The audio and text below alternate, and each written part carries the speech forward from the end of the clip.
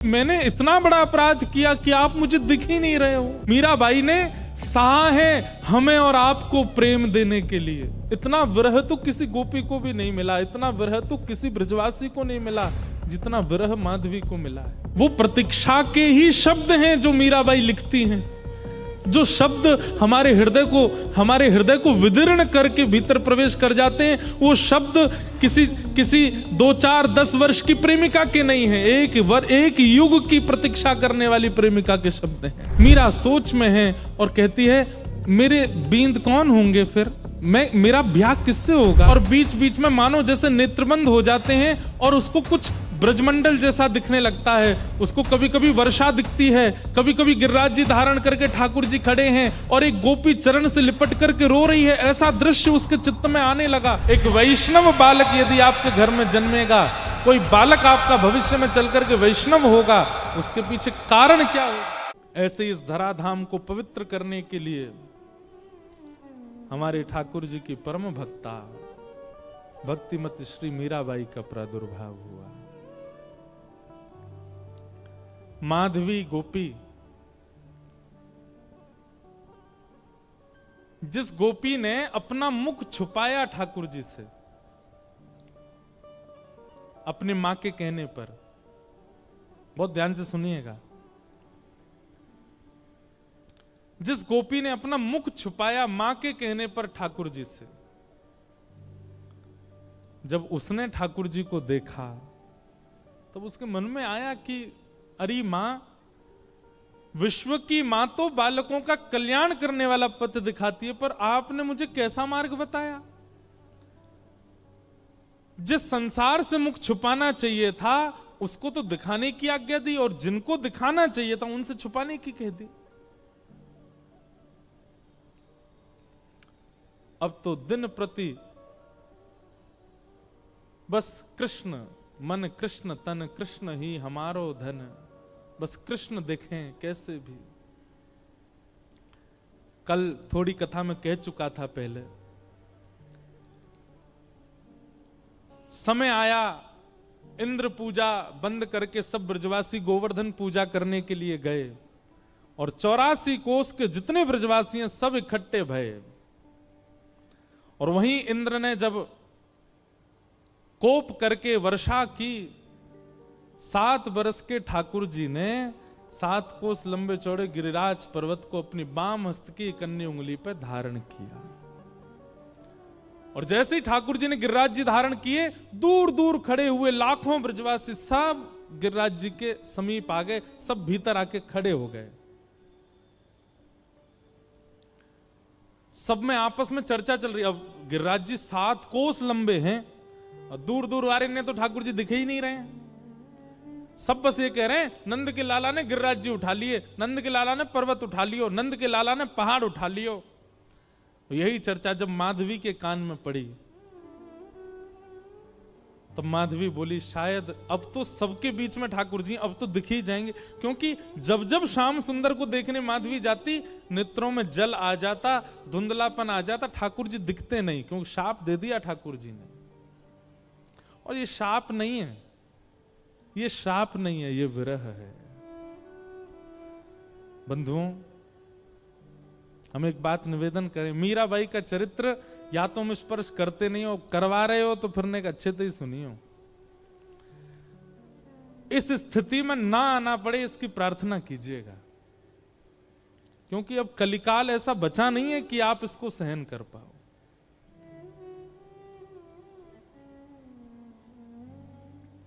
ठाकुर जी दिखते नहीं है मीरा को, माधवी को, लेकिन आज सोचने लगी सबके बीच में ठाकुर जी खड़े, यहां तो मैं छुप के देख ही लूं उनको, शायद दिख जाएं। और अनेक प्रयास करके दूर से जैसे तैसे भीड़ छांटती भई मीरा, माधवी, मीरा उनका कलयुग का नाम, माधवी द्वापर का नाम। माधवी जैसे ही पहुंची, त्रिमंग ललित श्याम सुंदर अपने बाम हस्त की कन्नी उंगली के नख पर गिरिराज जी धारण करके खड़े हैं, अपने दाहिने हस्त से मुरली अधर पर रख करके और कोमल उंगलियों से सुंदर बीच बीच में ध्वनि बजा रहे हैं। नंददास जी उसका वर्णन करते हैं। कान्हा कुंवर के कर पल्लव पर मानो गोवर्धन नृत्य करे, ज्यों ज्यों तान उठत मुरली में त्यों त्यों लालन अधर धरे। मेघ मृदंग मृदंग बजा, मेघ मृदंगी मृदंग बजावे, मेघा को जल यों ज्यों झरे। ग्वाल ताल दैनी को गावे, गायन को जो सुर भरे। देत आशीष सकल ब्रज नारी, नंद दास के तिमिर हरे। कान्हा कुंवर के, ठाकुर जी पता कि महाराज जी अगर ये नंददास जी को पद देखो, इस पद के अनुसार बहुत ध्यान से सुनना, हमारे श्री गिरधर लाल जी ऐसे खड़े, ऐसे नहीं, ऐसे, उनके ये चारों भुजाएं ऊपर हैं। तब हमें एक वैष्णव ने बताया, बोले ठाकुर जी कैसे कर रहे हैं पता है? सब ब्रजवासी खड़े हैं और श्री गिरिराज जी ठाकुर जी से कह रहे हैं, हे जय जय, मेरा स्वरूप इतना विशाल है कि मैं महाराष्ट्र में तो आ ना पाऊंगा, लेकिन आपके हस्तकमल और मेरे हस्तकमल मिले ने, ये 7 दिना तक मेरे संग रास ही कर लो। ठाकुर जी गिरिराज जी के संग रास कर रहे हैं, तो कभी ठाकुर जी ऐसे रहते हैं और फिर नेक ऐसे उछाल के फिर ऐसे ले लें, फिर ऐसे ले लें, फिर ऐसे ले लें, फिर यूं कर लें, कभी यूं कर लें, कभी ऐसे कर लें, मानो बार बार अपनी उंगलियों पे नर्तन करवा रहे हैं श्री गिरिराज जी को ठाकुर जी। अद्भुत छवि है। तभी माधवी पहुंची। जैसे ही ठाकुर जी के समीप पहुंची है, उस स्थान पर पहुंची जहां ठाकुर जी खड़े हैं, जैसे ही नेत्र भर के ठाकुर जी को देखने का प्रयास किया, जल भर आया नेत्रों में। मानो जैसे कोई धुंध आ गई हो, खूब मीड़ रही है, अपनी आंखों को मीड़ मीड़ के लाल कर लिए हैं, लेकिन ठाकुर जी दिख नहीं रहे हैं। आज पीड़ा असहनीय हो गई माधवी की। अर्धरात्रि का समय ठाकुर जी के चरणों से लिपट गई और बोली, मैंने इतना बड़ा अपराध किया कि आप मुझे दिख ही नहीं रहे हो। हे श्याम सुंदर, अब पीड़ा मत दो, अब दिख जाइए, एक क्षण दिख जाइए, आप दिखें और मैं प्राण त्यागूं, बस मुझे और कुछ नहीं चाहिए। ठाकुर जी बोले, माधवी तेने मुझको अपना रूप नहीं दिखायो। माधवी बोली, देख लो, मैं सामने खड़ी हूं, अब देख लो मेरे नेत्र, मेरे मुखमंडल को देख लो, जैसे चाहो देख लो, पर मेरे ऊपर तो ये जो दोष है ये हटाओ, मुंह को देखन दो आपको। ठाकुर जी बोले, अब तो माधवी ये पीड़ा तुमको ने सहनी पड़ेगी, क्योंकि वस्तु का मूल्य तब चित्त में ज्यादा बढ़ता है जब वह वस्तु समीप हो पर मिले ना। और प्रेम लक्षणा भक्ति में जितना विरह होगा, जितनी व्याकुलता होगी, जितनी तड़प होगी, उतना वह प्रेम पुलकित होगा, उतना वह प्रेम लक्षणा भक्ति का इत्र महकेगा और दूसरों को महकाएगा। मैं चाहूं आगामी कलिकाल में लोगन के चित्त में श्रद्धा होगी, विश्वास होगो, लेकिन प्रेम नहीं होएगो। उनके चित्त में प्रेम प्रकट करवे के काजी मैं तो नहीं आऊंगो, तो को भेजूंगो। और वाक्य काजे तोए या जन्म में मेरे रूप के दर्शन को त्याग करना पड़ेगो, थोड़ो सहनो पड़ेगो। मीराबाई ने सहा है हमें और आपको प्रेम देने के लिए। मैं और आप आज जिस प्रेम के मार्ग पर चल रहे हैं, जिस प्रेम की एक बिंदु हमारे ऊपर गिरती है, वह बिंदु के अधिकारी हम मीराबाई की वजह से बने हैं, क्योंकि उन्होंने द्वापर में दर्शन का त्याग किया है। त्याग नहीं, विरह सहा है, वो तड़पी हैं ताकि हमें प्रेम दे सके।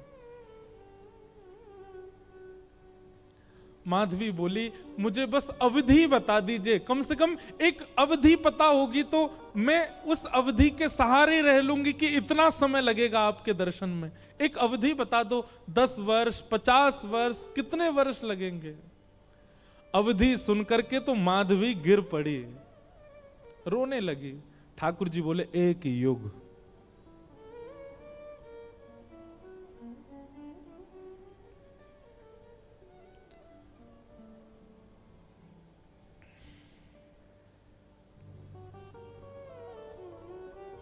हम क्या विरह सहते हैं जीवन में, किस लिए रोते हैं ठाकुर जी के आगे? क्या विरह दिया कहां उन्होंने हमें, जो माधवी को दिया? एक युग का विरह। इतना विरह तो किसी गोपी को भी नहीं मिला, इतना विरह तो किसी ब्रजवासी को नहीं मिला जितना विरह माधवी को मिला है। एक युग का विरह।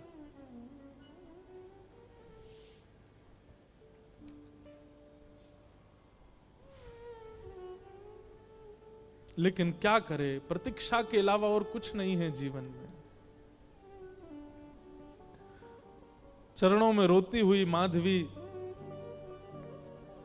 जाने लगी। और एक वैष्णव का स्वरूप नहीं है आत्म दाह करना, चाहे तो त्याग दे शरीर, लेकिन नहीं। अब कृष्ण ने कहा है कि प्रतीक्षा करो तो करनी है। वो प्रतीक्षा के ही शब्द हैं जो मीराबाई लिखती हैं, जो शब्द हमारे हृदय को विदीर्ण करके भीतर प्रवेश कर जाते हैं। वो शब्द किसी 2, 4, 10 वर्ष की प्रेमिका के नहीं है, एक युग की प्रतीक्षा करने वाली प्रेमिका के शब्द हैं।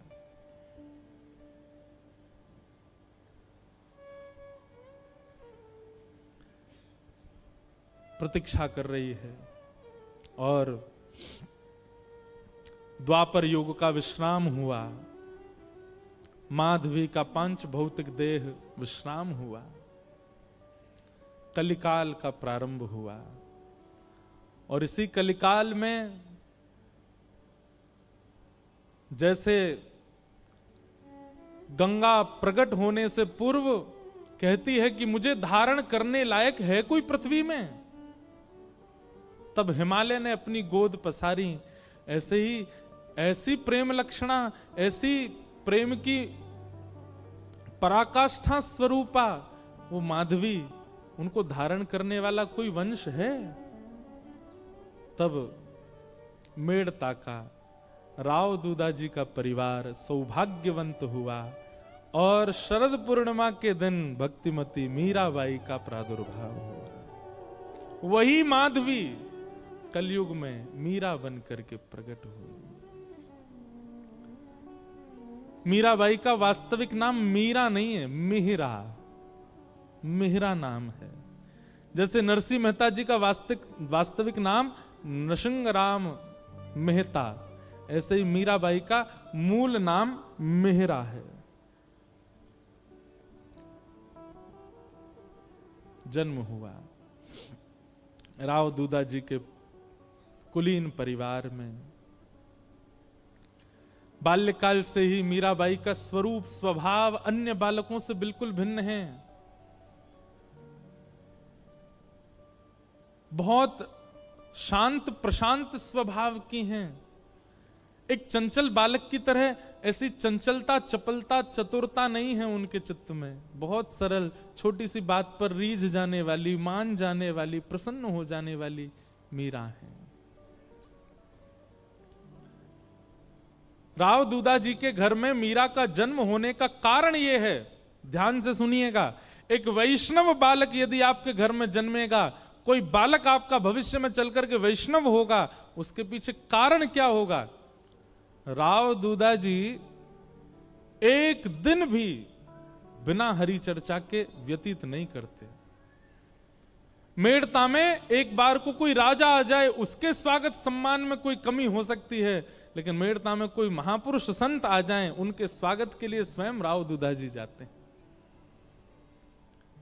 और नित्य प्रतिदिन नवीन संतों का आगमन होता है, अयोध्या से, ब्रजधाम से, द्वारिका से। एक बात कहें बंधुओं, अपने घर के द्वार सबके लिए बंद रखो, पर भगवत भजनानंदी वैष्णवों के लिए कभी नहीं। सदा ऐसा प्रयास करो कि आपके यहां कोई ना कोई आता ही रहे। अगर एक सप्ताह तक कोई ना आवे तो आपके चित्त में चिंता होनी चाहिए कि कोई आया क्यों नहीं। किसी को फोन करके जबरदस्ती टिकट करके बुलाओ, आ जाओ। हमारे घर पर रहो।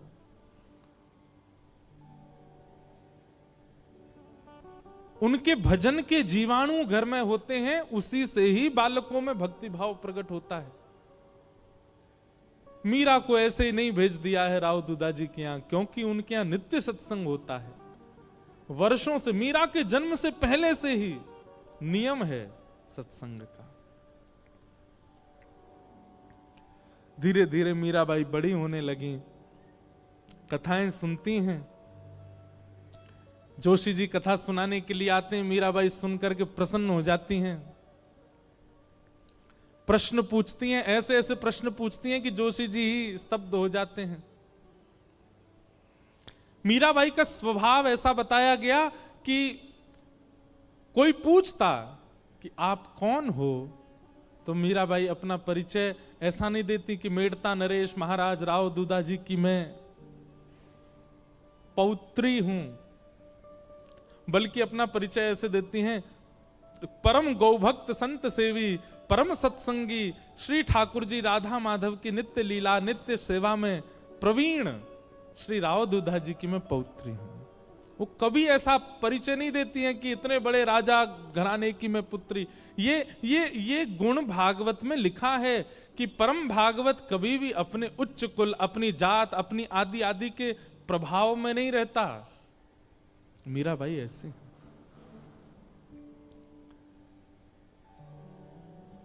भक्ति के लक्षण तो बचपन से ही हैं। बस कोई बीज में जल देने वाला मिल जाए, जिससे उसको राह मिले वृक्ष बनने की। एक दिन ढोल नगाड़े ताशे बज रहे थे। मीरा दौड़ी दौड़ी अपनी मां के पास गई, मां ये क्या हो रहा है, कौन सा उत्सव मन रहा है? तो मां ने कहा, मीरा ये बारात जा रही है, एक लाली का ब्याह हो रहा है, उसका पति जा रहा है अपने परिवार के साथ नाचता गाता हुआ, ब्याह करके उसको अपने घर ले जाएगा। मीरा कहती है,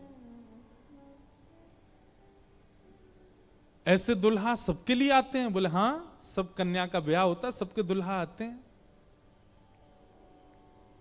अच्छा, तो मां मेरा भी ब्याह होगा? हां, तेरा भी ब्याह होगा।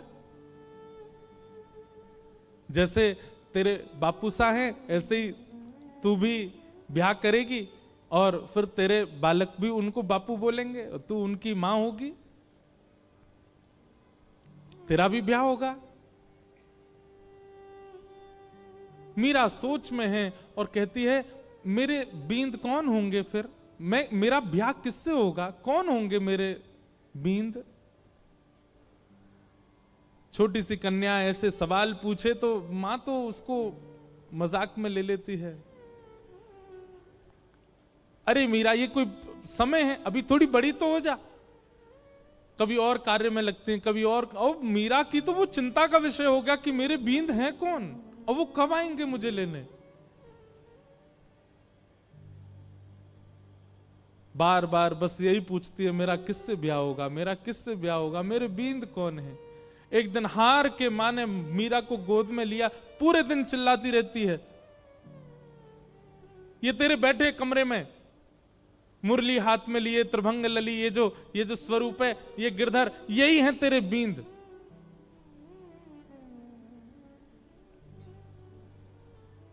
स्वरूप देखा ठाकुर जी का और मां ने कह दिया यही है तेरे बींद, तो मीरा के चित्त में ऐसा विश्वास प्रगाढ़ हो गया कि यही है मेरे बींद और कोई नहीं। अब तो मीरा की स्थिति ऐसी हो गई, वो कक्ष में जब जाती है तो ठाकुर जी की ओर भी बहुत झुकी हुई नजरों से देखती है, ज्यादा मतलब व्यवहार ऐसा करने लगी कि मानो सच में ही ये उसके बींद हैं।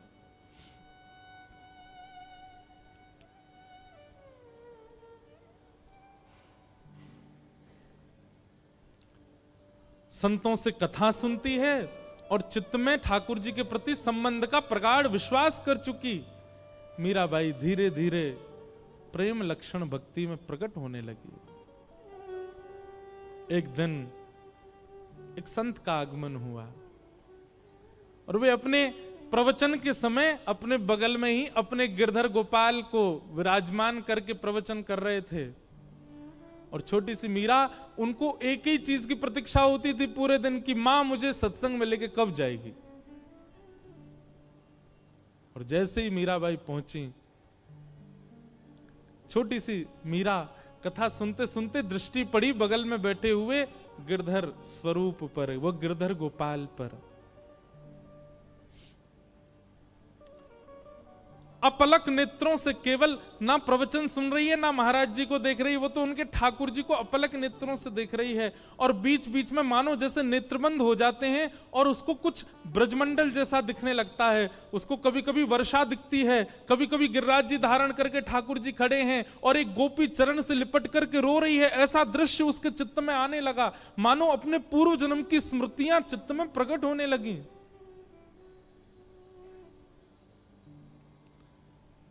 ठाकुर जी ने माधवी से कहा था, एक संत के माध्यम से मैं तेरे पास आऊंगा और मेरी खूब सेवा करना। माधवी को थोड़ी थोड़ी स्मृति आ गई मीरा को, और जैसी स्मृति पूर्ण हुई, कथा विश्राम हुई, नेत्र लाल हैं, अश्रु गिर रहे हैं नेत्रों से, और अपनी मां को पकड़ के कहती है, मां ये कौन है? मां कहती है, ये महात्मा है, कथा सुना रहे हैं, साधु जी हैं। नहीं, ये नहीं, इनके बगल में जो बैठे हैं वो कौन है? ये तो इनके ठाकुर जी हैं। हाँ, तो मेरे बींद ना, आपने कहा था ना मेरे बींद, वही है ना ये? हंस गई मां, अरे मीरा, हाँ वही हैं। तो मेरे बींद आ तो गए मां, अब मेरा ब्याह करा दो। अरे अभी तेरी उम्र नहीं है मीरा, तो मैं बड़ी हो जाऊं तब करा देना, पर तब तक मेरे बींद को घर में ही रख लो, मैं इनको पास में रख लूं अपने। बालपन की वो बातें सबको नहीं भाती हैं। प्रणाम करने के लिए मंच पर जब गई, मीरा के नेत्र सजल। महाराज जी ने पूछ लिया, अरे बिटिया क्यों रोती है? मीरा कहती है, ये मेरे हैं, ये आपके साथ आए हैं, इन्होंने मुझे वचन दिया था ये एक साधु के साथ आएंगे, ये मेरे हैं, आप इनको मुझे दे दीजिए।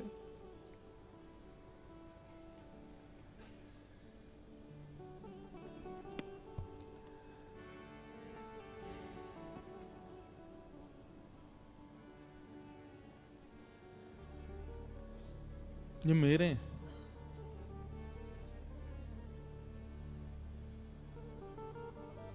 कोई अपने ठाकुर कैसे दे सकता है किसी को?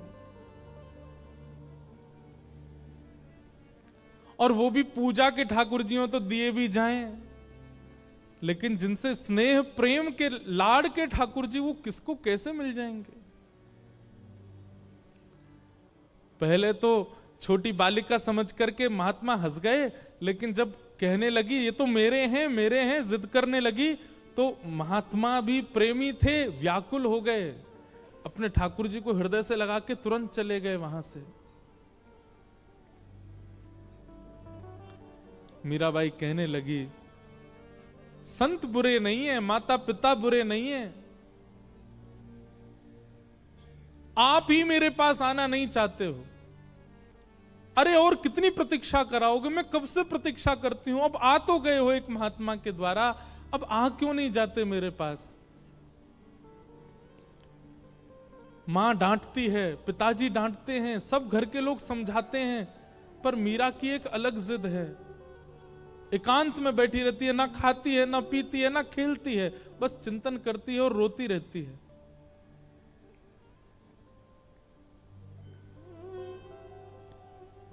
प्रतिज्ञा ले ली, मैं अन्न नहीं खाऊंगी, अब मैं प्रयास नहीं करूंगी कि आप आओ मेरे पास,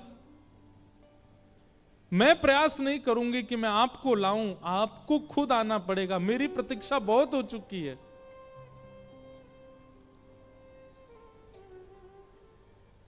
वहां महात्मा ठाकुर जी की सेवा शयन करा करके जैसे शयन में गए, ठाकुर जी उनके स्वप्न में आ गए, और स्वप्न में आकर के बोले, बाबा आपने मेरी खूब सेवा करी, खूब मेरे 56 भोग लगाए, खूब मोकू लाड़ प्यार कियो, खूब मोकू डुलायो, इतनो भाव से मेरी सेवा करी बाबा, पर अब आपकी सेवा पूरी है गई। जो बालिका आज कथा में आई, मैंने वाकू वचन दियो है कि मैं आपके माध्यम से आऊंगा, आप उनको जाए के मुंह को दे दो। अब जब ठाकुर जी ही स्वयं आज्ञा कर दें तो फिर कोई कैसे मना करे। रात्रि अर्धरात्रि का समय महात्मा उठे, अपने ठाकुर जी को हृदय से लगा के खूब रोए, जय जय मेरी सेवा में कोई कमी रह गई?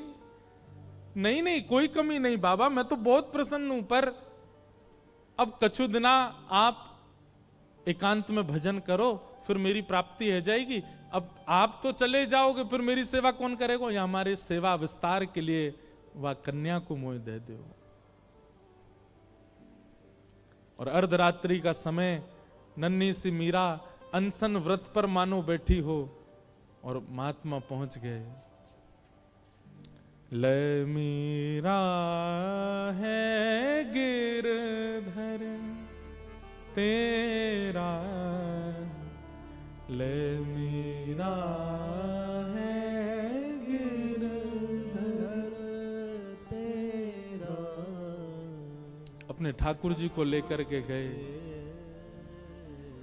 सेवा बड़े भावत करियो, सेवा बड़े भावत करियो, रखियो नने नानेरा हो, रखियो नानेरा बेटी ले मीरा है गिरधर तेरा, ले मीरा ले गिरधर तेरा। मीरा के चित्त में पीड़ा भी हो रही है और वो नाच भी रही है। नाच इसलिए रही है कि आज मानो जैसे वर्षों और युगों का विरह समाप्त होगा, पर पीड़ा इस बात की है कि मैं एक वैष्णव की सेवा ले रही हूं। उन महात्मा के नेत्रों के आंसू मीरा को बहुत, ये एक वैष्णव का स्वरूप हो जाता है। वो स्वयं पीड़ा में रहना मंजूर रखता है, पर अन्य किसी वैष्णव की पीड़ा देख नहीं पाता।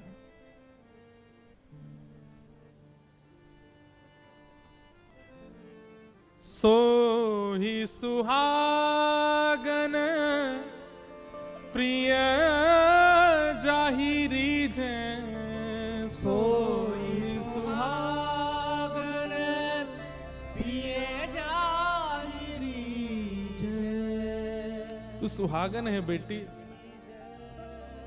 ये पहले मुझसे रीझे थे, मेरे पास आए, लेकिन अब ये तो से रीझ गए हैं। मैं अपनी तरफ से नहीं दे रहा हूं, ठाकुर जी ने आके मुझे आज्ञा दी है कि वो तोते सेवा कराना चाहें। सो ही सुहागन। बंधुओं, इस पंक्ति को नित्य गाया कीजिए। अपने ठाकुर जी को देखते हैं जब मंदिर में विराजमान, आप कितने सौभाग्यशाली हो, ठाकुर जी आपसे सेवा करा रहे हैं। उनके प्रति पाषाण बुद्धि मत रखा कीजिए। आपका कोई तो ऐसा गुण है जिसके कारण ठाकुर जी आप चले जाते हैं बाहर, आप आ जाते हैं कथा, मैं आ जाता हूं कथा करने। हमारे ठाकुर जी कक्ष में बैठे रहेंगे, खड़े रहेंगे, जैसे सुलाओगे सो जाएंगे, जहां बैठाओगे बैठ जाएंगे, जो खिलाओगे पालेंगे। अपनी कोई इच्छा इतनी, अपने जिनको हम अपना कहते हैं, पत्नी बच्चे, वे भी लड़ लेते हैं कि हमें ये चाहिए, पर हमारे ठाकुर जी कभी नहीं लड़ते। आप पीली पोशाक पहना दो राजी, आप लाल पोशाक पहना दो राजी, आप दाल चावल खिला दो राजी, आप कड़ी चावल पवा दो राजी, कुछ नहीं दूध का भोग लगा दो राजी। इसी को तो प्रेम कहते हैं, जो आपके द्वारा प्रस्तुत की गई हर वस्तु को सिर से लगा के स्वीकार करे। यही तो प्रेमी का लक्षण है। विश्व में असली प्रेमी यदि कोई है तो वो श्याम सुंदर है। आपकी हर वस्तु को सहर्ष स्वीकार करते हैं, किसी में नोक झोंक नहीं कभी भी। सो ही सुहागन प्रिय जाहिरी जे, सो ही सुहागन प्रिय जाहिरी जे। कैसा तेरा मेरा ओ, कैसा तेरा मेरा बेटी ले मीरा है गिरधर तेरा ले मीरा ले गिरधर तेरा। मीराबाई को ठाकुर जी दे दिए हैं।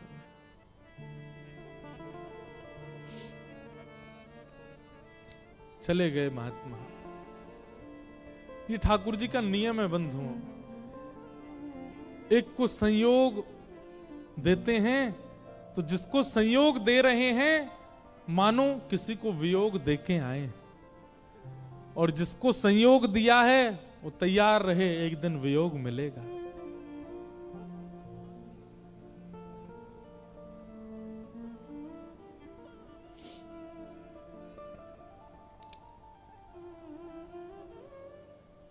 इसीलिए हमारे अष्ट सखा कहते हैं,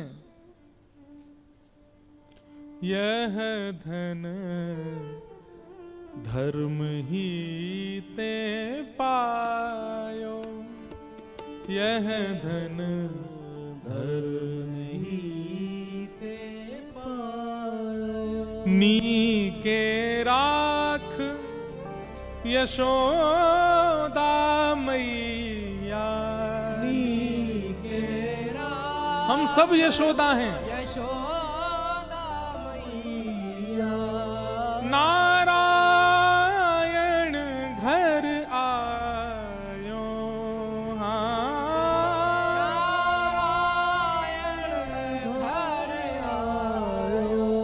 यह धन धर्म ही ते पायो। अब तो मीरा बस आनंद में रहती है, प्रसन्न रहती है, झूमती रहती है, मानो अब इससे बड़ा सुख उनके जीवन में और कुछ नहीं है, आनंद है। और तभी मैं बहुत सूक्ष्म सूक्ष्म मुख्य मुख्य भाव सुना रहा हूं। बस एक अवस्था हो गई मीराबाई की, प्रेम तो चित्त में खूब है,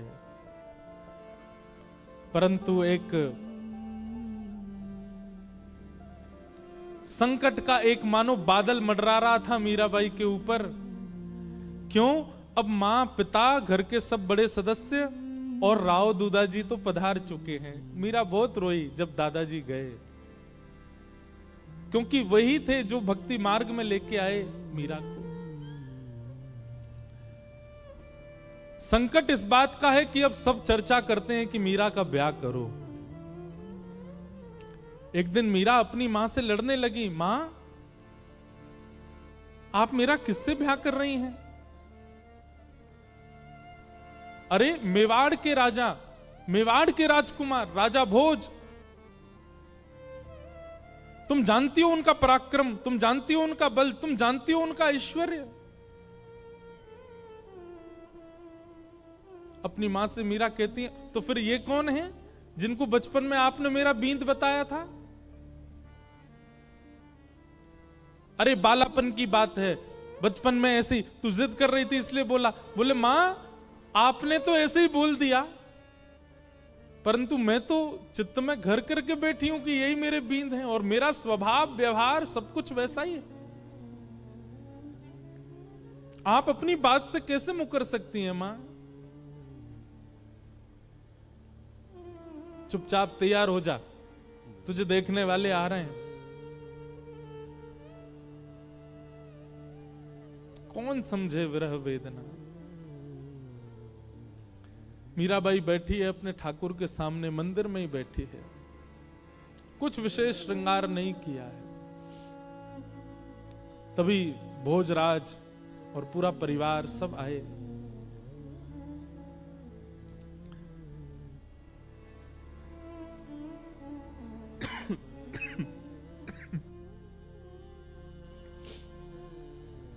इच्छा प्रकट की कि एकांत में मीरा से बात करना चाहते हैं।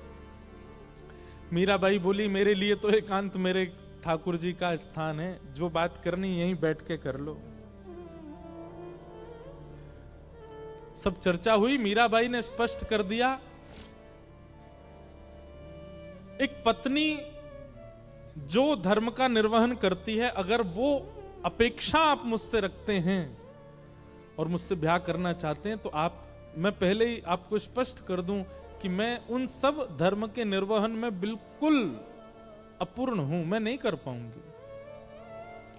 आप अपने परिवार में सबसे कह दीजिए, मैं उस योग्य हूं नहीं, वो तो मेरे परिवार वाले चाहते हैं, इसलिए मैं आपसे चर्चा कर रही हूं। नहीं तो एक स्त्री का जो धर्म होता है पति के प्रति, ससुराल के प्रति, उन सबको, मैं तो अपने घर के प्रति कोई धर्म नहीं निभा पाती एक पुत्री का। इसलिए मैं आपसे पहले ही स्पष्ट कर देती हूं कि एक पत्नी का धर्म मैं नहीं निभा पाऊंगी। भोजराज का उत्तर सुनने लायक है। बंधुओं, मीराबाई का जिनसे ब्याह हुआ वो अत्यंत कुलीन भाव के हैं। उन्होंने कहा, मुझे मंजूर है, मैं भी नहीं आपसे अपेक्षा रखता हूं कि आप पत्नी धर्म का निर्वहन मुझसे करें। आपकी सुबह से अभी तक की गतिविधियां देख करके, आपके विचार भाव और आपके हृदय की स्थिति देख करके मैं जान चुका हूं कि आप सामान्य धर्म में नहीं हैं। परंतु अब मेरी इच्छा और ज्यादा आपसे विवाह करने की इसलिए है कि मैं आपसे पत्नी धर्म का निर्वहन नहीं करवाना चाहता। मैं चाहता हूं, हमारी मेवाड़ की भूमि में राजा तो बहुत आते हैं, मेवाड़ की भूमि में बड़े बड़े महापुरुष आते हैं, बड़े बड़े योद्धा आते हैं, पर मेवाड़ की भूमि पर अभी तक किसी भक्त के चरण नहीं पड़े।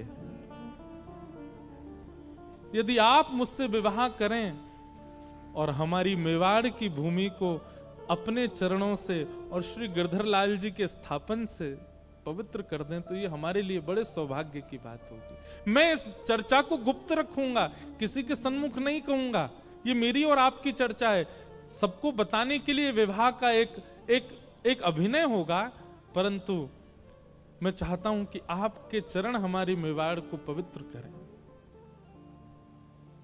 बाकी जैसी आपकी इच्छा होगी, मेरी उसमें कोई अतिशयोक्ति नहीं होगी। और ऐसा कहकर के भोजराज चले गए। मीराबाई ने कोई उत्तर नहीं दिया।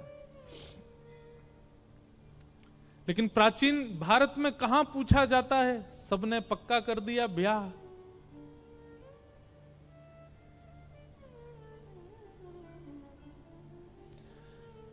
मीराबाई एक संत से जाके कहती है कि कभी अगर हृदय में बहुत वेदना होती हो और अपने प्रियतम को बतानी हो, तो उसके लिए कोई उपाय है?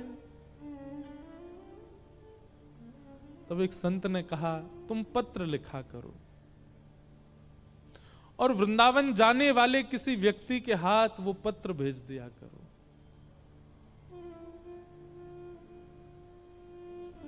बहुत प्यारा पद है मीराबाई का। मीराबाई आज पत्र लिखने के लिए बैठी है और पूरे कक्ष में केवल खाली पत्र पड़े हैं, लिख नहीं पा रही है।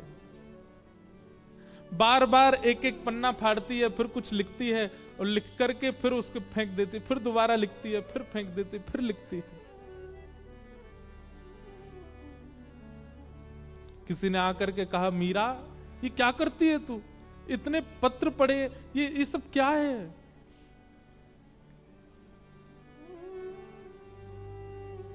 पत्तियां मैं कैसे लिखूं,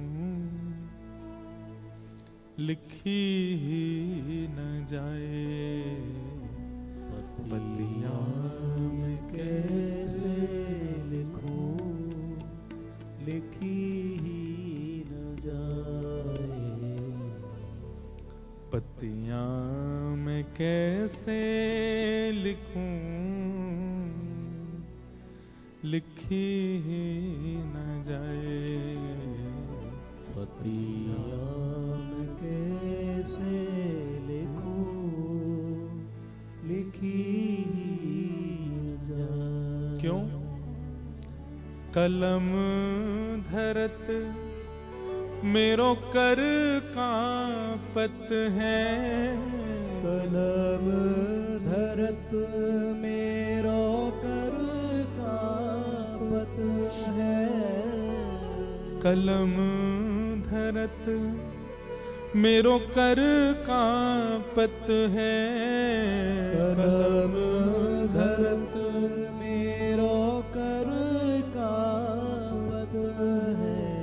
मीराबाई कहती है मैं लिखने के लिए बैठती हूं, पहले तो शब्द याद नहीं आते और जैसे तैसे अपनी स्थिति। बंधुओं एक बात याद रखिएगा, विरह की स्थिति शब्द बयां नहीं कर सकते।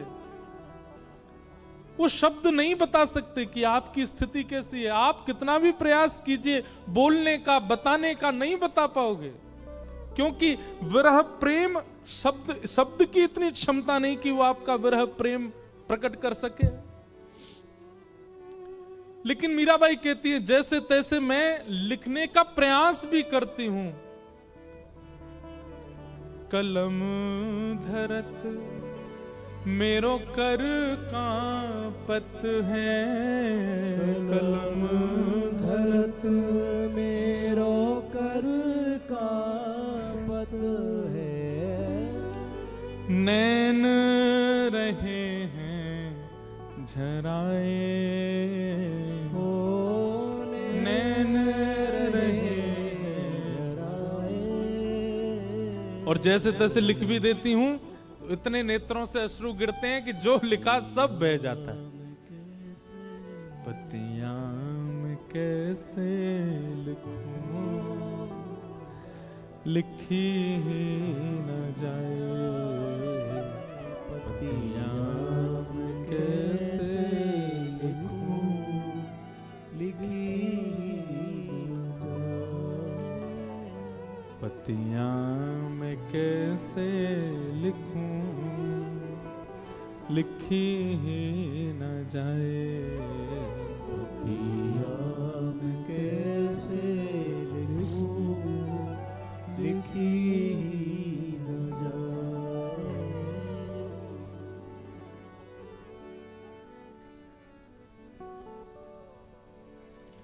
मीराबाई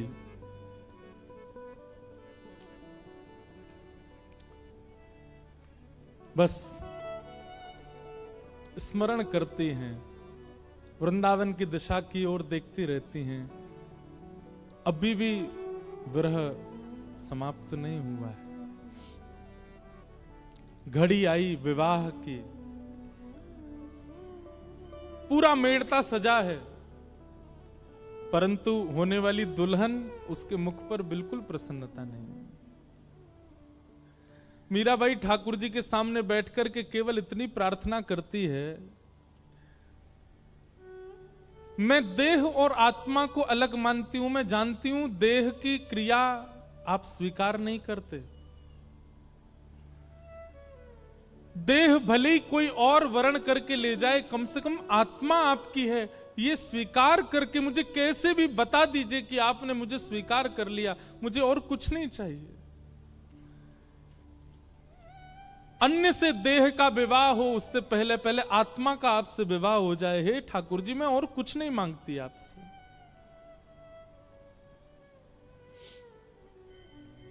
रात्रि में मीरा रोते रोते सोई हैं और तभी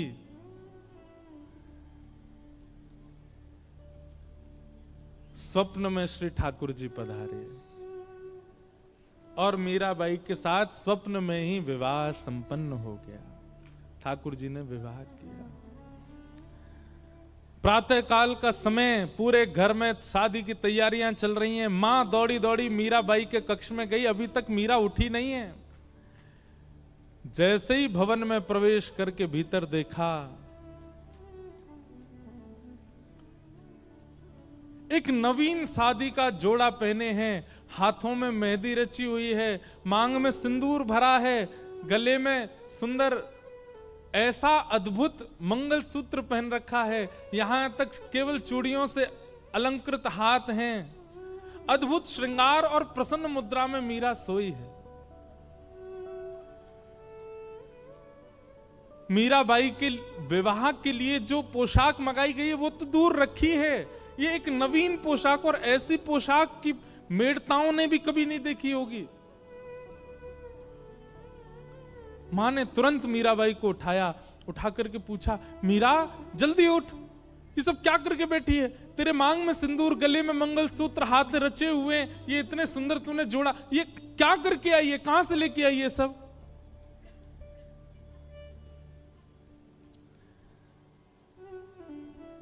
मीराबाई जोर से हंसी, अपना मां का हाथ पकड़ के कहती है, माई सपनानु वरना दीनानाथ, दीनानाथ,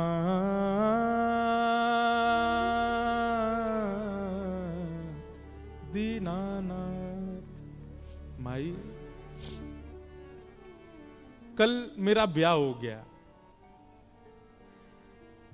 किससे ब्याह हुआ? बोले मेरे गिरधर लाल।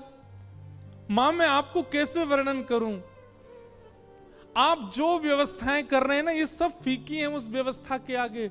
ऐसा सुंदर, ऐसे सुंदर पुष्प लगे थे, ऐसे सुंदर दावत बनी थी, ऐसे सुंदर सुंदर घोड़े, हाथी सब आए थे। क्या बात बनाती है? कब हुआ तेरा ब्याह? किसने देखा तेरा ब्याह? मीरा कहती है, एक ने देखा हो, दो ने देखा हो तो कहूं, 56 कोटा जना पधारया, दुल्हो श्री ब्रजनाथ, दुल्हो श्री ब्रजनाथ।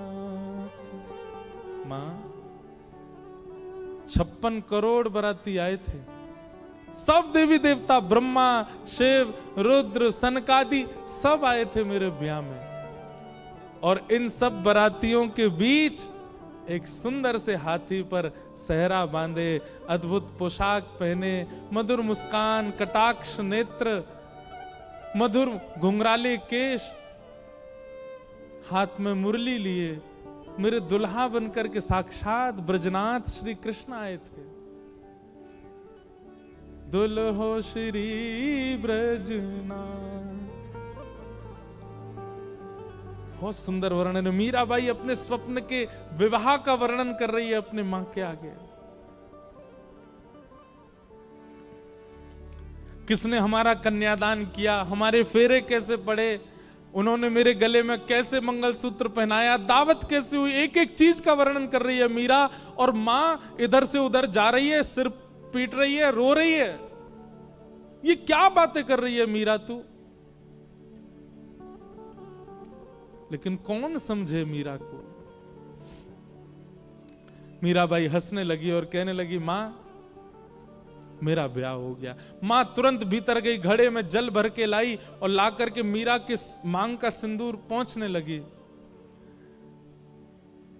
मीरा कहती हैं, अब चाहे जो कर लो मां, ये देह चाहे जिसको दे दो, पर आत्मा को तो स्वीकार कर लिया है श्याम सुंदर ने। अब मैं राजी राजी चली जाऊंगी जहां भेजोगी, मुझे अब परवाह नहीं। मैं जिनकी हूं उन्होंने मुझे स्वीकार कर लिया है। कितनी पीड़ादायी बात है। मीराबाई का पुनः श्रृंगार किया गया और फिर मंडप में ले जाया गया।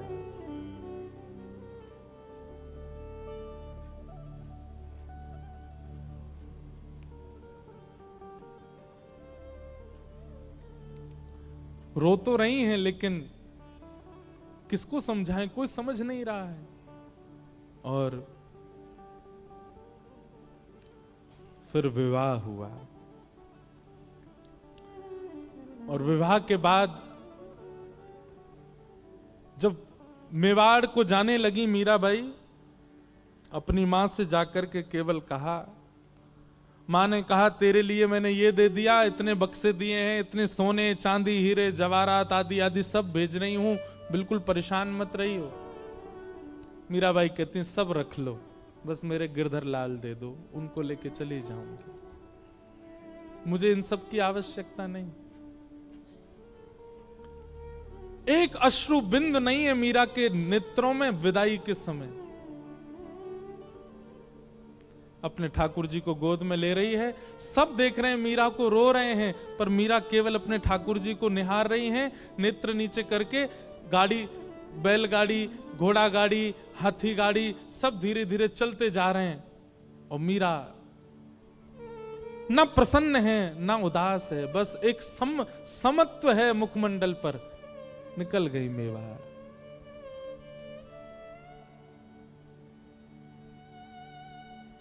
मीरा का प्रेम कौन कह सकता है? इस तुच्छ मुख से कितना कहें उनका प्रेम। केवल त्याग है पूरे जीवन में, और कुछ नहीं। आ गई, विवाह हो गया।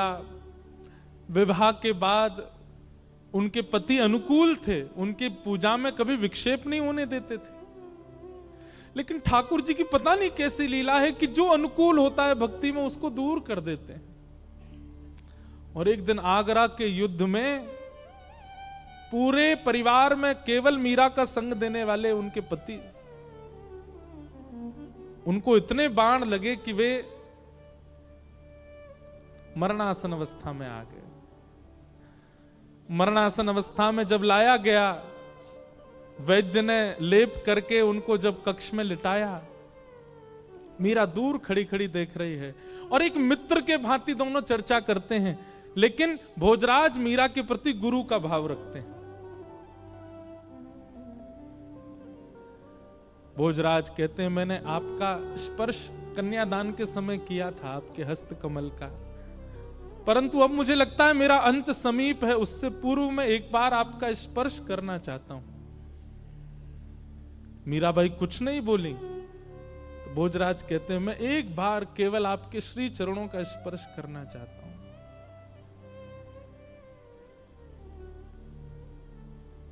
ठाकुर जी के पास गई, अपने गिरधर गोपाल की प्रसादी माला लेकर के आई और भोजराज के गले में पहनाई, और अपना हस्त कमल उनके शीश पर फेरती हैं मीरा। ऐसा कहते हैं, मैंने पढ़ा है कि वैसे तो मीरा श्रृंगार करती नहीं थी, पर जिस दिन भोजराज जी की ये स्थिति थी, उस दिन कोई उत्सव मीराबाई ने किया था, और उस दिन 16 श्रृंगार किए थे मीराबाई ने। और उस श्रृंगार के रूप में मीराबाई को देखते देखते देखते मानो जैसे उनके पति को साक्षात युगल ही एक रूप में हो, ऐसा दिखने लगा। और उनके पति अपने प्राण त्याग देते हैं।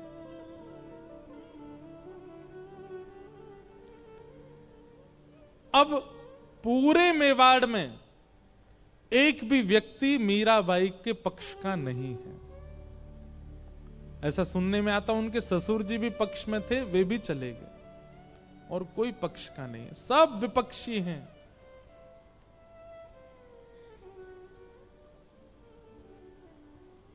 खूब यातनाएं देते हैं, प्रताड़ना करते हैं, उपहास करते हैं, पर मीराबाई को इससे कोई फर्क नहीं पड़ता।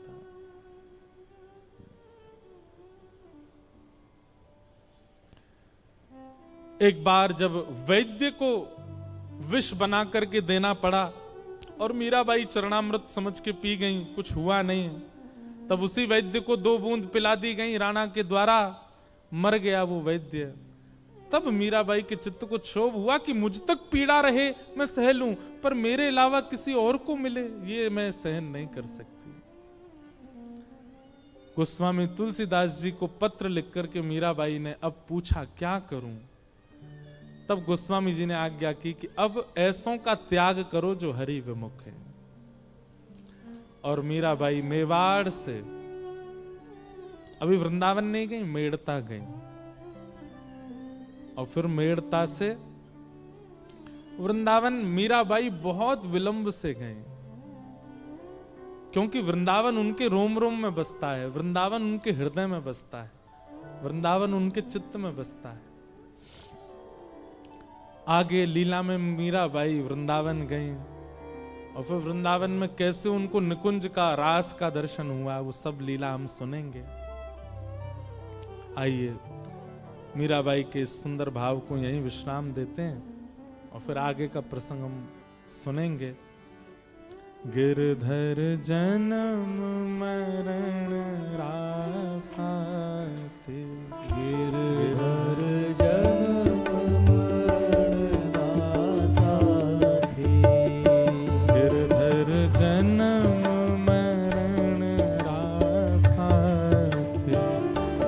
मीराबाई जन्म मरण रासा थे, होया नाय बिस्तरू में दिन राती, होया नाय बिस्तरू में दिन राती, होया नाय बिस्तरू में दिन राती, होया नाय बिस्तरू में दिन राती, गिरधर जन्म मरण रासा थे, गिरधर जन्म मरण रासा थे, गिरधर जन्म मरण रासा थे।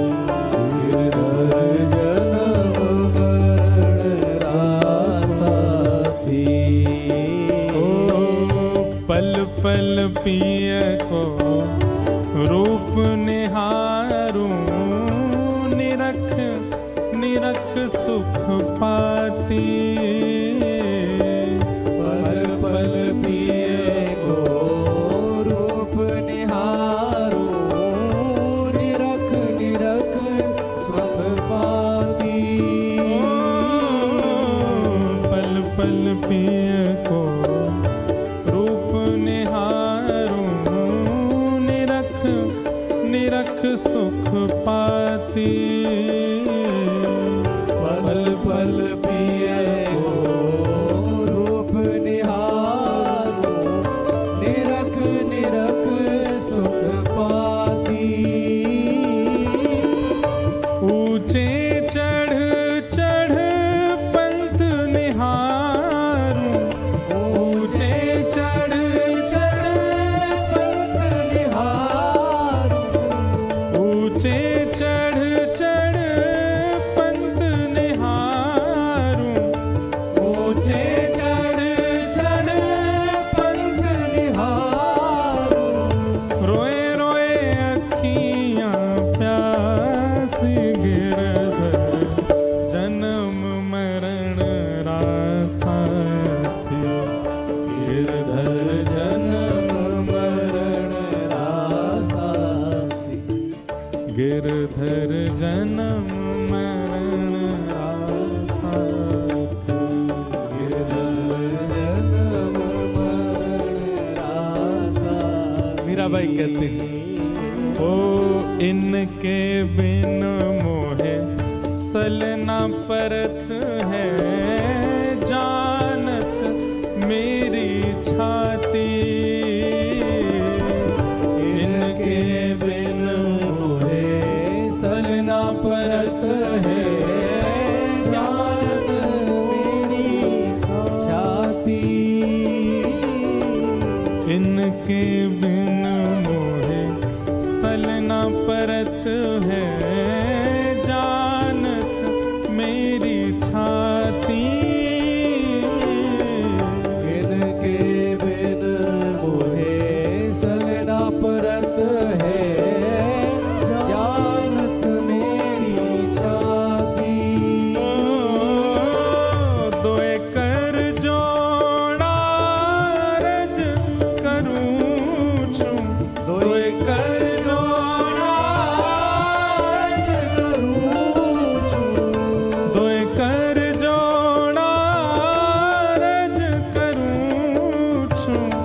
कोई कर जोड़ा रज करूं छू सुन लीजो मारी बात गिरधर जन्म मरण आसा गिरधर जन्म मरण रासा गिरधर जन्म मरण आसा गिरधर जन्म मरण जय हो। रासा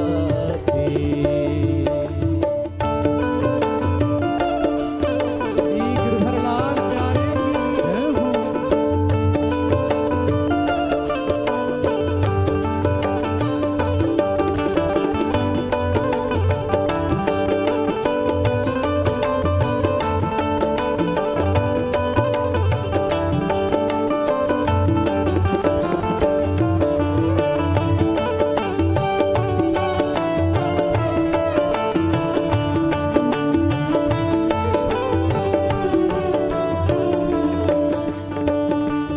ओ यह संसार सकल जग झूठा झूठा कुल रानाता ये संसार सकल जग झूठा झूठा कुल रान्याता यह संसार सकल जग झूठा झूठा कुल रानाता ये संसार सकल जग झूठा झूठा कुल रान्याता मीरा के प्रभु गिरधर नागर मीरा के प्रभु गिरधर नागर मीरा के प्रभु नटवर नागर मीरा के प्रभु नटवर नागर हरिचरणा चितराची गिरधर जन्म मरण रासा गिरधर जन्म मरण रासा थी ओ मीरा के प्रभु गिरधर नागर मीरा के प्रभु गिरधर नागर मीरा के प्रभु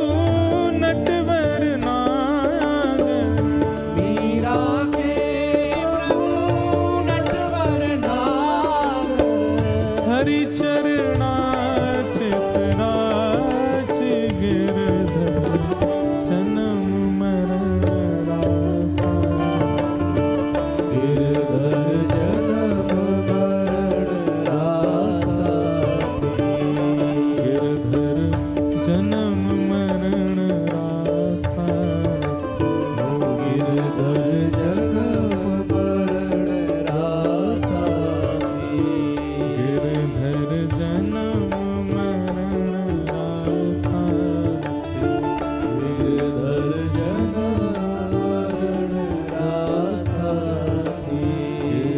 गिरधर जन्म मरण रासा गिरधर जन्म मरण रासा गुरु वृंदावन बिहारी लाल की जय। श्री राधा रमण लाल की जय। श्री राधा वल्लभ लाल की हरिहर मिलन महोत्सव की आज के आनंद की जय। जय जय श्री राधे।